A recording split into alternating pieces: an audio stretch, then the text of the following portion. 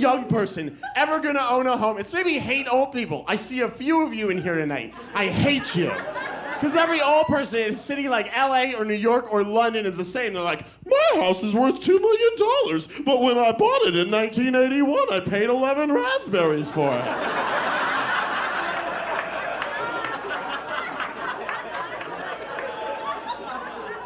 And every young person's like, I have 9 roommates! We each pay $11,000 a month. Although I missed a payment last month, he took a toe, I walk in a circle now. Every single one of us is a lawyer except for Ted. He's a dog with rabies, and we love to get him out, but his name is on the lease. And every single old person's like, I'm a librarian with a home at the beach. Go yourself. Here's a pen. In the movie, we see Jordan Belfort sell a pen. Sell me the pen. I'm going to meet you halfway with this, and I'll give a little sales training here about the trap of selling a pen. So when you tell someone to sell a pen like this, there's no context to sell you a pen because I don't know anything about you. I don't know what type of pens you use and whatnot. So when you do this to a salesperson, they'll say some really wacky stuff. So the best thing to say is I would say to you, Pierce, how long have you been in the market for a pen? I wanted a pen for 3 months. So you've been looking for a pen for 3 months now? Yes. Really? And what type of pens do you typically use when you use a pen? I like a nice, easy-to-use ballpoint pen or something. The idea is that when you sell someone something is you need to be asking questions first to qualify. Make a choice. Like, you just decide what it's going to be, who you're going to be, how you're going to do it. Just decide.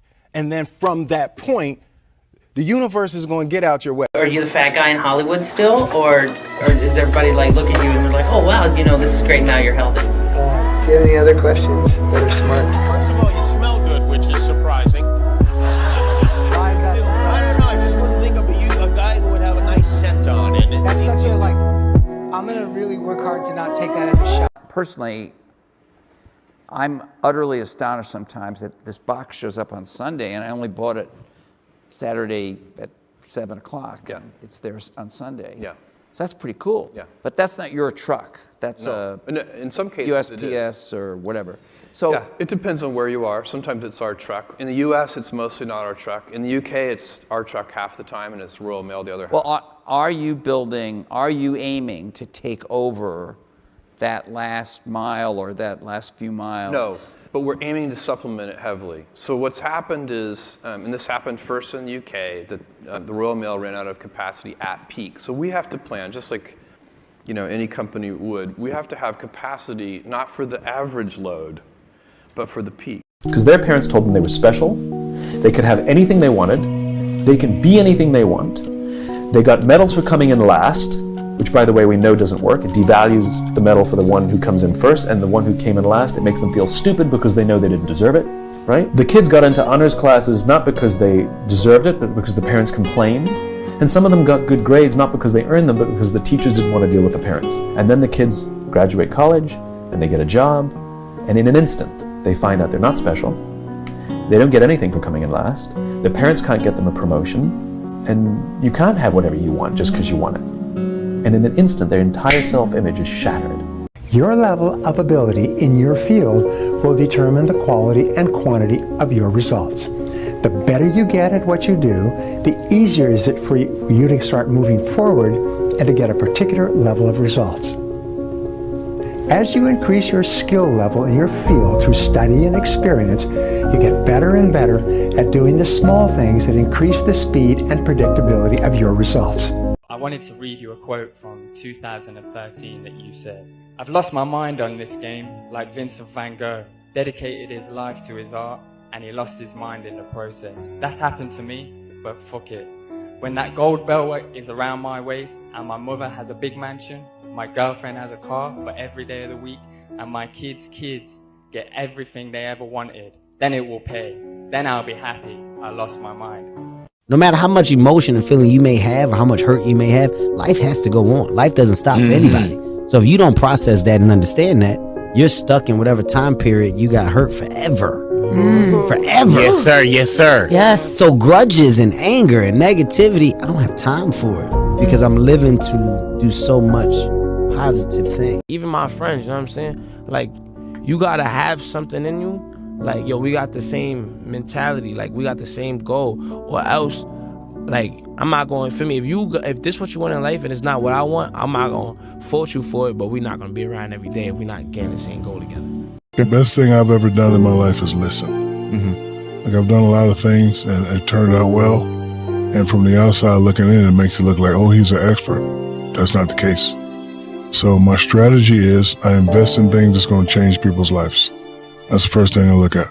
The second thing I look at, if it's too good to be true, I stay away from it, even if I lose money. I mean, if you think that Ford Motor Company likes the fact that Tesla now has the biggest market cap motor car company in the world, you're fucking crazy.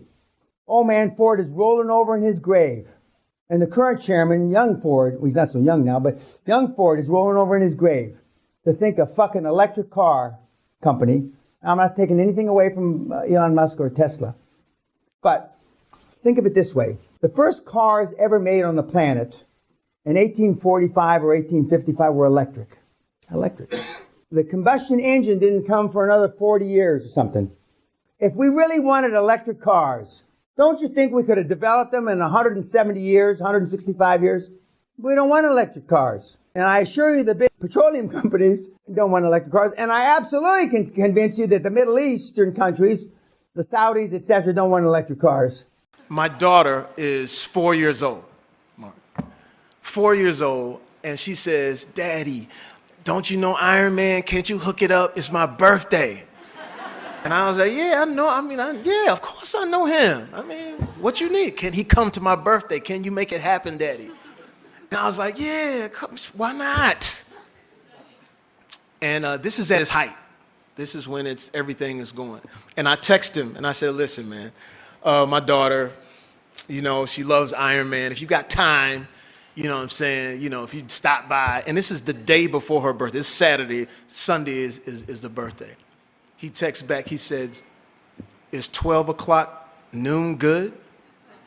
And I'm thinking, oh, that's just some, you know, he probably too, hey man, if you do, it's all cool. And to be honest, I text other people to, hey, come through. Well, gratitude is one of the most strongest forms of power in attracting good things. You know, if you truly feel grateful for the things in your life, I always felt grateful for even the small things. I always used to celebrate the small things. Now I might be celebrating the bigger things, but I always celebrate every little good thing that would happen to me in my life, even before I had any kind of money or any of that. I would celebrate and I would feel grateful for it, and it just gave me more. And this is exactly the same thing that's happening right now. I still remain grateful, and more comes. Because most people will never experience what it's like to come into crazy wealth. Yeah, it is a really funny moment, and funny is the right word. It's fun, but it's also funny in that when I was growing up, part of the reason I wanted to get rich was I looked at those people with admiration, and I did not look at myself with admiration. Mm-hmm. So I thought, oh, well, if I can get wealthy, then I will look at myself with admiration. This will be amazing. And then when I got the money, by then I had changed myself fundamentally as a person, and I had earned so much self-respect and so much self-worth that by the time I got the money, I wasn't looking for anything from the money other than it is the great facilitator. It will let you do extraordinary things, but it won't make you an extraordinary person. It won't make you feel any differently about yourself. You start at 25, saving $100 a month, and you do so every single month until you are 65, and put it in a good Standard & Poor's 500 index fund, let's say in a Roth IRA with average market returns, you'd have $1 million. Wow. But if you wait just 10 years, $100 a month is $1,200 a year. For 10 years, it's $12,000. Not that much money if you wait 10 years. And you start at 35, at 65, you'd have only $300,000. So those 10 years cost you $700,000 at $100 a month. When I was young, when I was 20s, 25, 27, you work in a different way than in 28, 30s. It's completely different. But I think I'm still feel good, sharp, motivated, because I think the main point is the mind. If you feel motivated, it helps a lot. So I still feel motivated, and I just want to carry on. Like, connection cannot be created, nor can it be destroyed. It's either there or it's not. Wow. There's nothing you can do to build connection. You can build a stronger bond. You can create a stronger attachment to each other, but that still doesn't mean connection is there. And you see this play out in situations where you have people who could meet each other right now, have this amazing connection, Something happens where they fall apart. They come back together years later, 10, 20 years later, and it's like they never stop talking. It just falls right back into place. It's connection. It's a deeper thing that's occurring there. To me, connection is your spirit recognizing its match.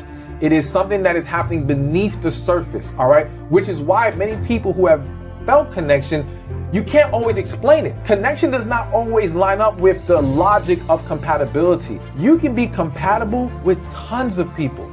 You can have chemistry with tons of people. You do not feel connection with a bunch of people.